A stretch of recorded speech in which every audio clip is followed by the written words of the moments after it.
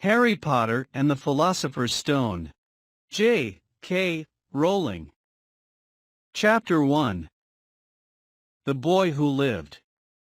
Mr. and Mrs. Disley, of number 4, Privet Drive, were proud to say that they were perfectly normal, thank you very much. They were the last people you'd expect to be involved in anything strange or mysterious, because they just didn't hold with such nonsense. Mr. Disley was the director of a firm called Grunnings, which made drills. He was a big, beefy man with hardly any neck, although he did have a very large mustache. Mrs. Disley was thin and blonde and had nearly twice the usual amount of neck, which came in very useful as she spent so much of her time craning over garden fences, spying on the neighbors. The Disleys had a small son called Dudley, and in their opinion there was no finer boy anywhere. The Disleys had everything they wanted, but they also had a secret, and their greatest fear was that somebody would discover it. They didn't think they could bear it if anyone found out about the Potters. Mrs. Potter was Mrs. Disley's sister, but they hadn't met for several years. In fact, Mrs. Disley pretended she didn't have a sister, because her sister and her good-for-nothing husband were as undisleyish as it was possible to be. The Disleys shuddered to think what the neighbors would say if the Potters arrived in the street. The Disleys knew that the Potters had a small son too, but they had never even seen him. This boy was another good reason for keeping the Potters away. They didn't want Dudley mixing with a child like that. When Mr. and Mrs. Disley woke up on the dull, gray Tuesday our story starts, there was nothing about the cloudy sky outside to suggest that strange and mysterious things would soon be happening all over the country. Mr. Disley hummed as he picked out his most boring tie for work, and Mrs. Disley gossiped away happily as she wrestled a screaming Dudley into his high chair. None of them noticed a large, tawny elf flutter past the window.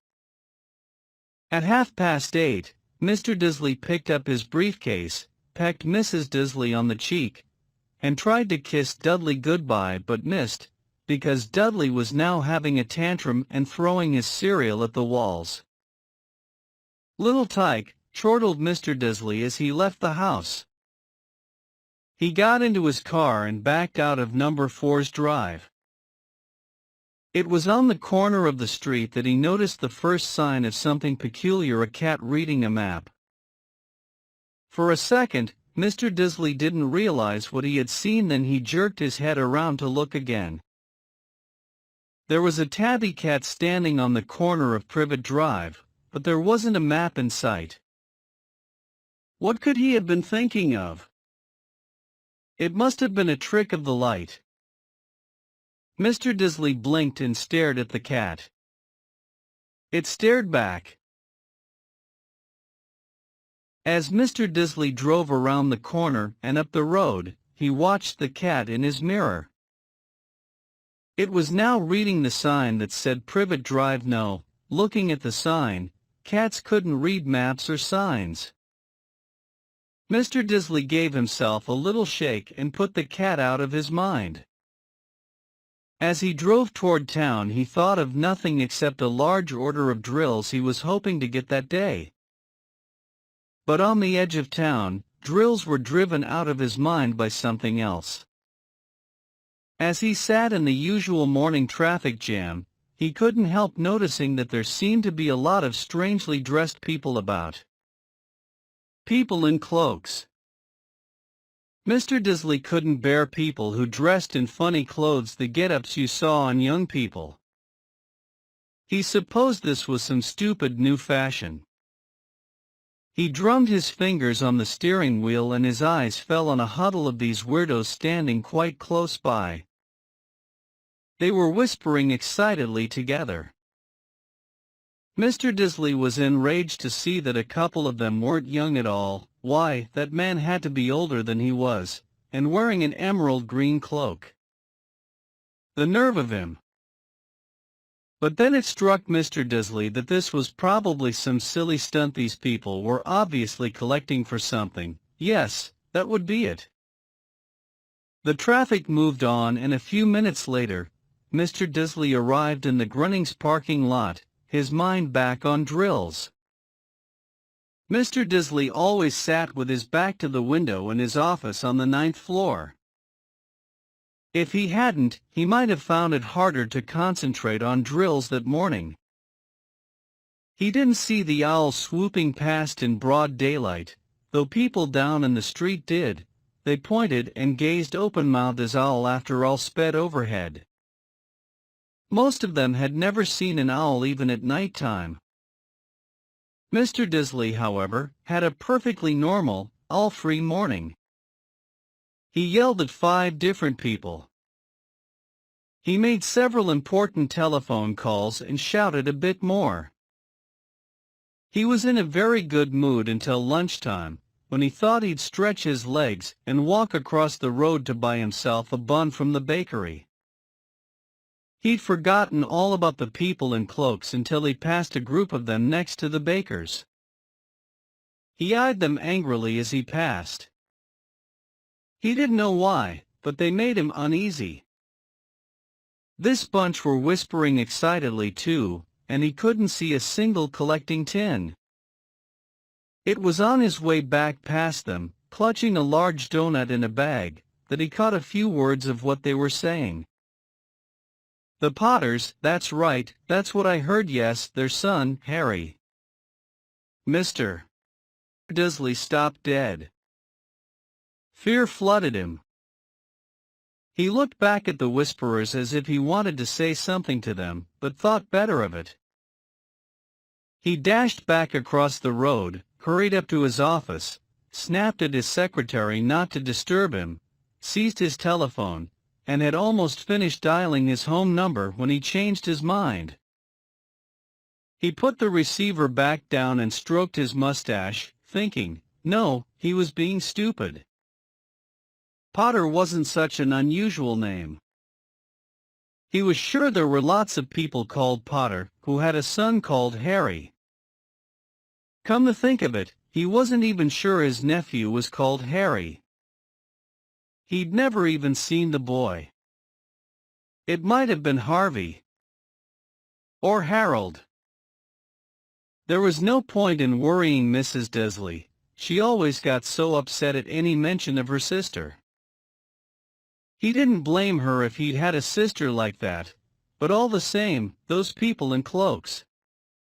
He found it a lot harder to concentrate on drills that afternoon, and when he left the building at 5 o'clock, he was still so worried that he walked straight into someone just outside the door. Sorry, he grunted, as the tiny old man stumbled and almost fell. It was a few seconds before Mr. Disley realized that the man was wearing a violet cloak. He didn't seem at all upset at being almost knocked to the ground. On the contrary, his face split into a wide smile, and he said in a squeaky voice that made passers-by stare, "Don't be sorry, my dear sir, for nothing could upset me today. Rejoice, for you know who has gone at last. Even muggles like yourself should be celebrating this happy, happy day." And the old man hugged Mr. Disley around the middle and walked off. Mr. Disley stood rooted to the spot. He had been hugged by a complete stranger. He also thought he had been called a muggle, whatever that was. He was rattled. He hurried to his car and set off for home, hoping he was imagining things, which he had never hoped before, because he didn't approve of imagination. As he pulled into the driveway of number 4, the first thing he saw, and it didn't improve his mood, was the tabby cat he'd spotted that morning. It was now sitting on his garden wall. He was sure it was the same one. It had the same markings around its eyes. "Shoo!" said Mr. Disley loudly. The cat didn't move. It just gave him a stern look. Was this normal cat behavior? Mr. Disley wondered. Trying to pull himself together, he let himself into the house. He was still determined not to mention anything to his wife. Mrs. Disley had had a nice, normal day. She told him over dinner all about Mrs. Next Door's problems with her daughter, and how Dudley had learned a new word, won't. Mr. Disley tried to act normally.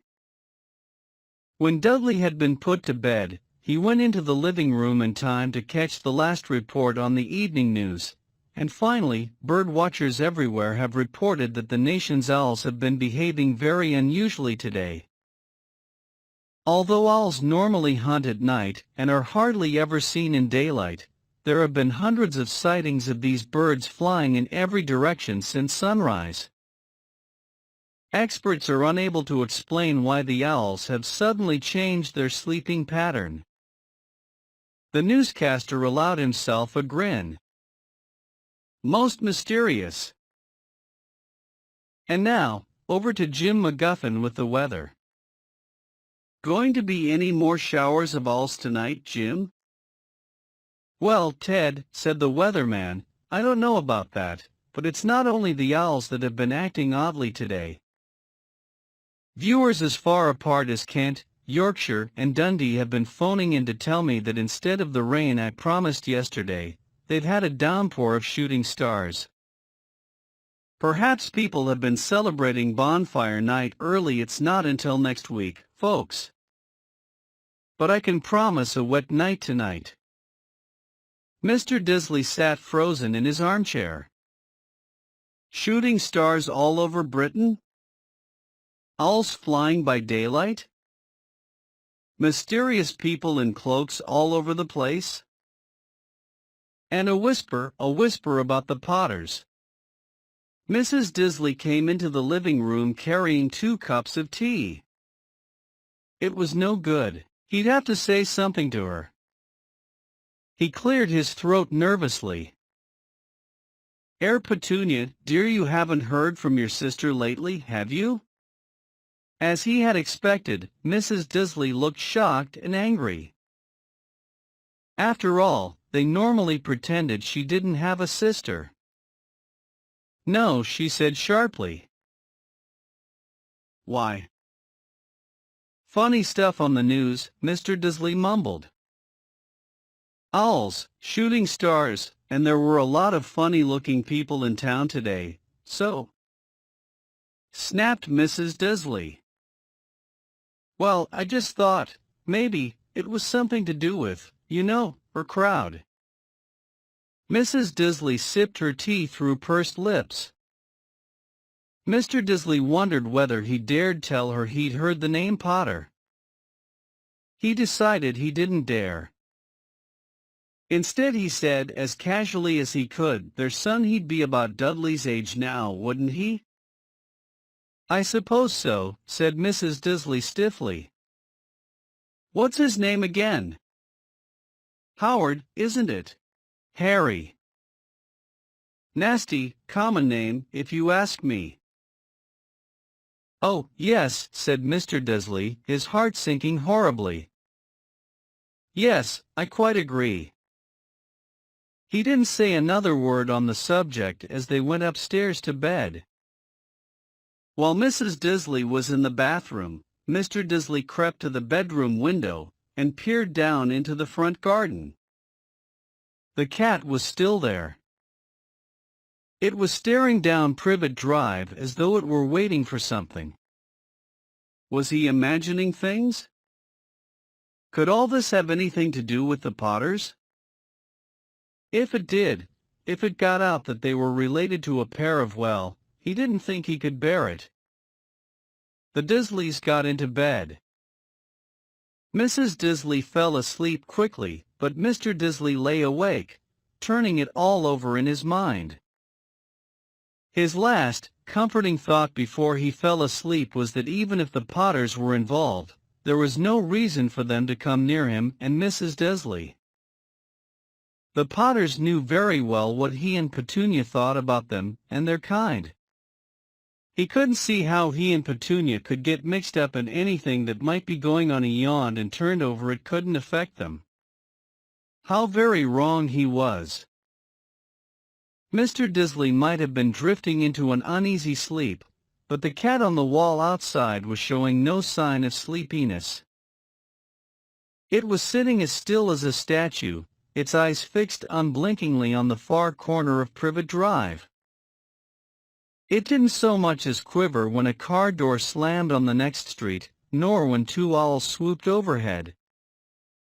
In fact, it was nearly midnight before the cat moved at all.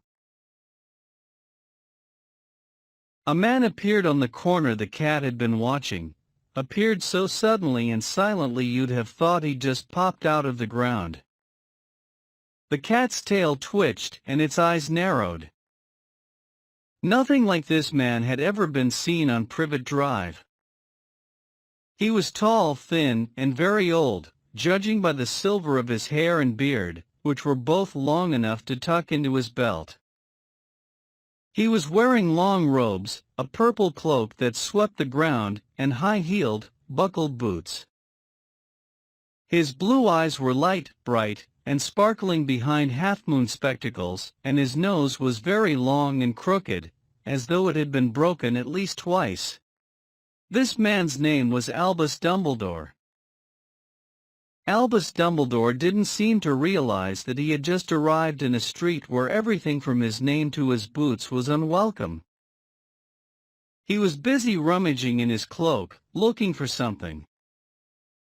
But he did seem to realize he was being watched, because he looked up suddenly at the cat, which was still staring at him from the other end of the street.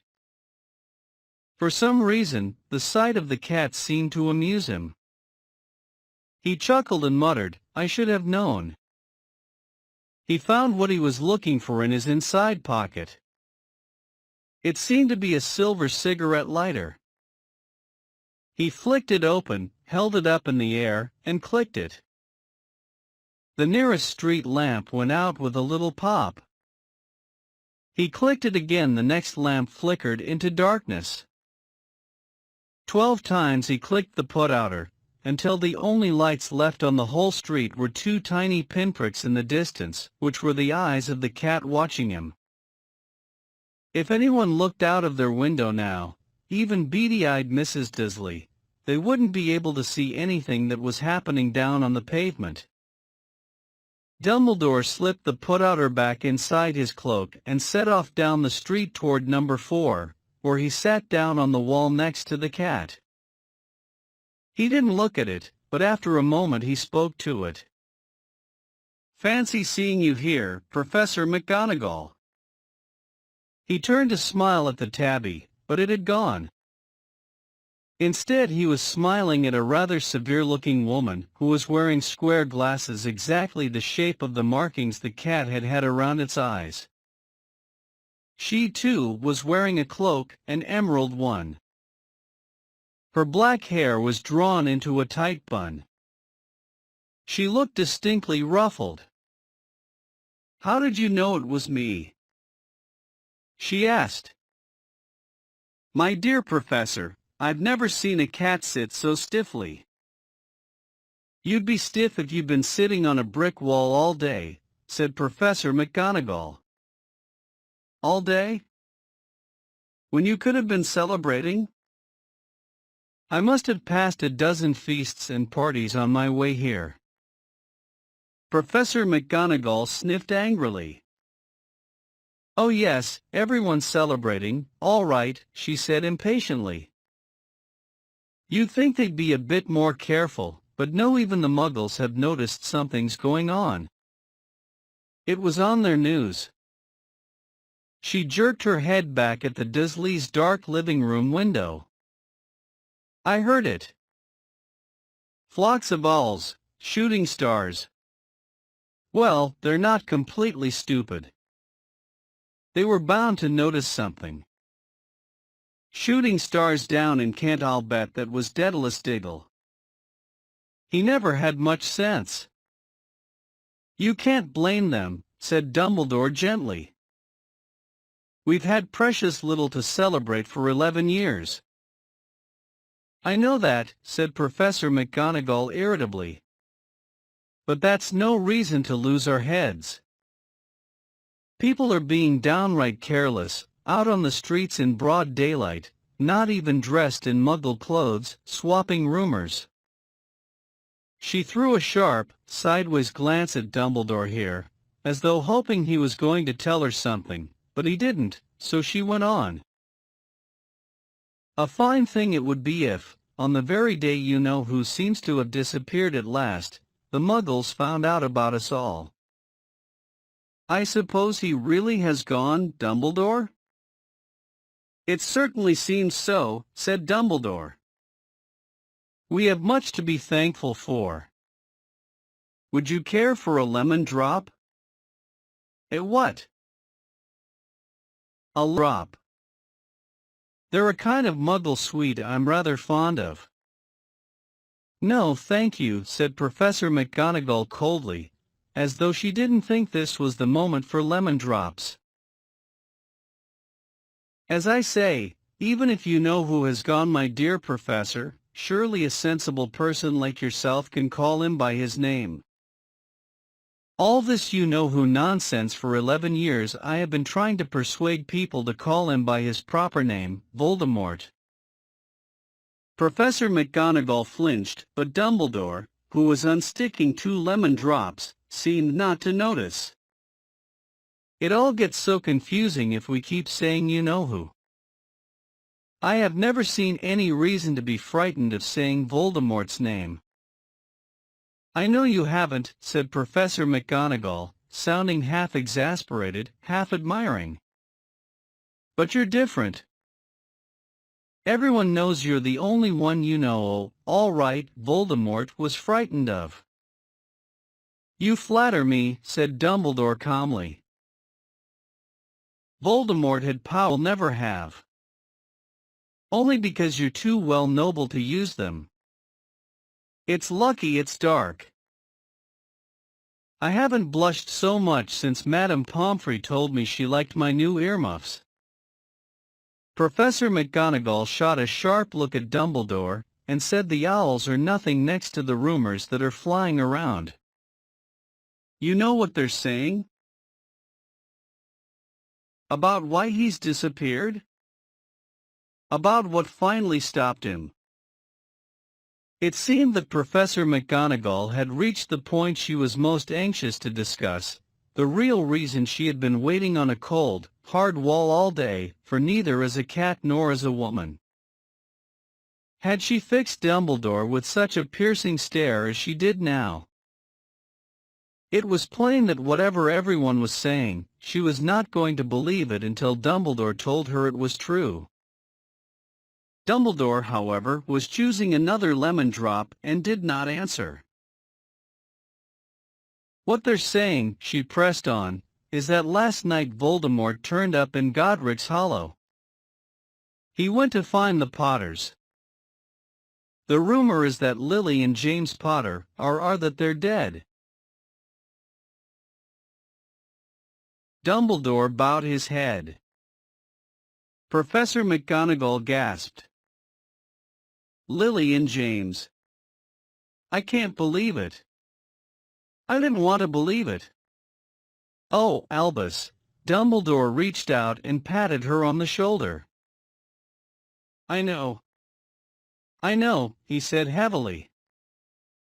Professor McGonagall's voice trembled as she went on.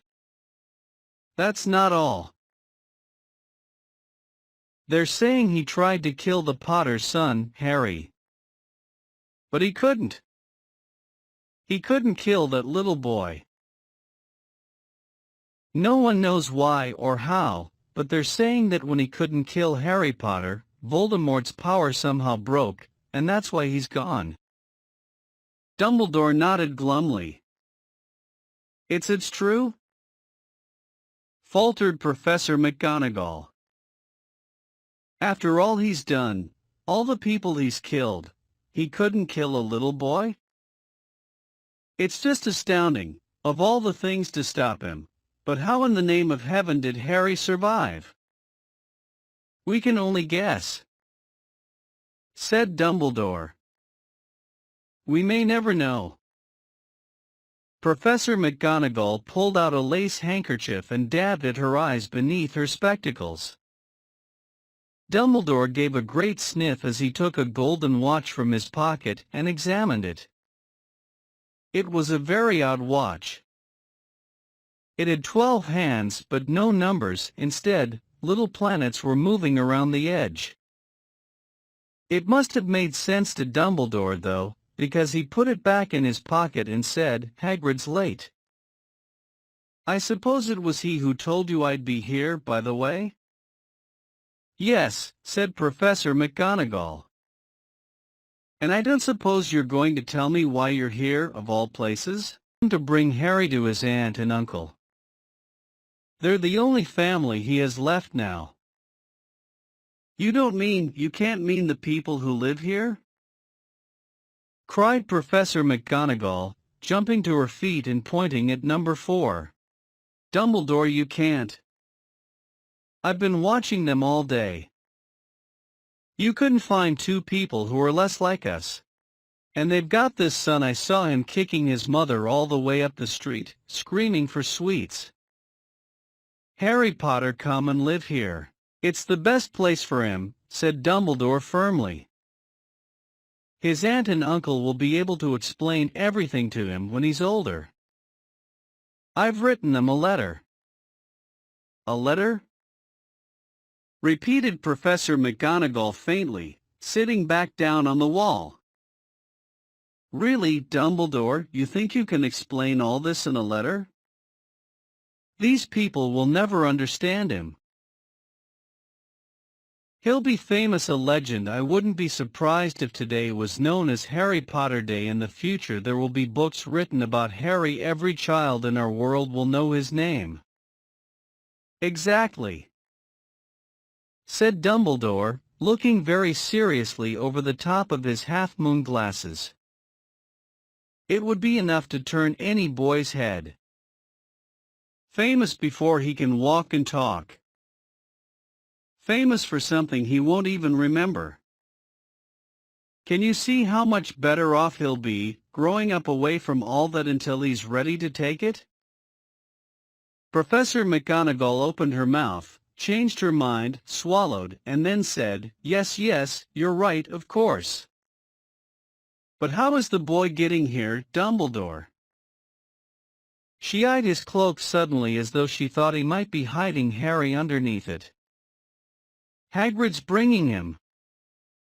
"You think it wise to trust Hagrid with something as important as this?" "I would trust Hagrid with my life," said Dumbledore. "I'm not saying his heart isn't in the right place," said Professor McGonagall grudgingly, "but you can't pretend he's not careless. He does tend to." What was that? A low rumbling sound had broken the silence around them. It grew steadily louder as they looked up and down the street for some sign of a headlight. It swelled to a roar as they both looked up at the sky, and a huge motorcycle fell out of the air and landed on the road in front of them. If the motorcycle was huge, it was nothing to the man sitting astride it. He was almost twice as tall as a normal man, and at least 5 times as wide. He looked simply too big to be allowed, and so while long tangles of bushy black hair and beard hid most of his face, he had hands the size of trash can lids, and his feet in their leather boots were like baby dolphins. In his vast, muscular arms he was holding a bundle of blankets.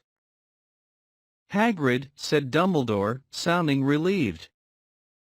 "At last. And where did you get that motorcycle?" "Borrowed it, Professor Dumbledore, sir," said the giant, climbing carefully off the motorcycle as he spoke. "Young Sirius Black lent it to me. I've got him, sir." "No problems, were there?" "No, sir. House was almost destroyed, but I got him out all right before the muggles started swarming around. He fell asleep as we was flying over Bristol." Dumbledore and Professor McGonagall bent forward over the bundle of blankets. Inside, just visible, was a baby boy, fast asleep. Under a tuft of jet-black hair over his forehead they could see a curiously shaped cut, like a bolt of lightning. "Is that where?" whispered Professor McGonagall. "Yes," said Dumbledore. "He'll have that scar forever." "Couldn't you do something about it, Dumbledore?" "Even if I could, I wouldn't. Scars can come in handy. I have one myself above my left knee that is a perfect map of the London Underground." "Well, give him here, Hagrid, we'd better get this over with." Dumbledore took Harry in his arms and turned toward the Dursleys' house. Could I say goodbye to him, sir?" asked Hagrid. He bent his great, shaggy head over Harry and gave him what must have been a very scratchy, whiskery kiss. Then, suddenly, Hagrid let out a howl like a wounded dog. Hissed Professor McGonagall, "You'll wake the muggles." Sorry," sobbed Hagrid, taking out a large, spotted handkerchief and burying his face in it. "But I can't stand it, Lily and James dead and poor little Harry off to live with muggles. Yes, it's all very sad, but get a grip on yourself, Hagrid, or we'll be found," Professor McGonagall whispered, patting Hagrid gingerly on the arm as Dumbledore stepped over the low garden wall and walked to the front door. He laid Harry gently on the doorstep, took a letter out of his cloak, tucked it inside Harry's blankets, and then came back to the other two. For a full minute the three of them stood and looked at the little bundle. Hagrid's shoulders shook. "Professor." McGonagall blinked furiously, and the twinkling light that usually shone from Dumbledore's eyes seemed to have gone out. "Well," said Dumbledore finally, "that's that. We've no business staying here. We may as well go and join the celebrations." "Yeah," said Hagrid in a very muffled voice, "I'd best get this bike away. Good night, Professor McGonagall." "Professor Dumbledore, sir." Wiping his streaming eyes on his jacket sleeve, Hagrid swung himself onto the motorcycle and kicked the engine into life. With a roar it rose into the air and off into the night. "I shall see you soon, I expect, Professor McGonagall," said Dumbledore, nodding to her. Professor McGonagall blew her nose in reply. Dumbledore turned and walked back down the street. On the corner he stopped and took out the silver put-outer. He clicked it once, and 12 balls of light sped back to their street lamps, so that Privet Drive glowed suddenly orange, and he could make out a tabby cat slinking around the corner at the other end of the street. He could just see the bundle of blankets on the step of number 4. "Good luck, Harry," he murmured. He turned on his heel, and with a swish of his cloak, he was gone. A breeze ruffled the neat hedges of Privet Drive, which lay silent and tidy under the inky sky, the very last place you would expect astonishing things to happen. Harry Potter rolled over inside his blankets without waking up. One small hand closed on the letter beside him, and he slept on, not knowing he was special, not knowing he was famous, not knowing he would be woken in a few hours' time by Mrs. Dursley's scream as she opened the front door to put out the milk bottles, nor that he would spend the next few weeks being prodded and pinched by his cousin Dudley. He couldn't know that at this very moment, people meeting in secret all over the country were holding up their glasses and saying in hushed voices, "To Harry Potter, the boy who lived."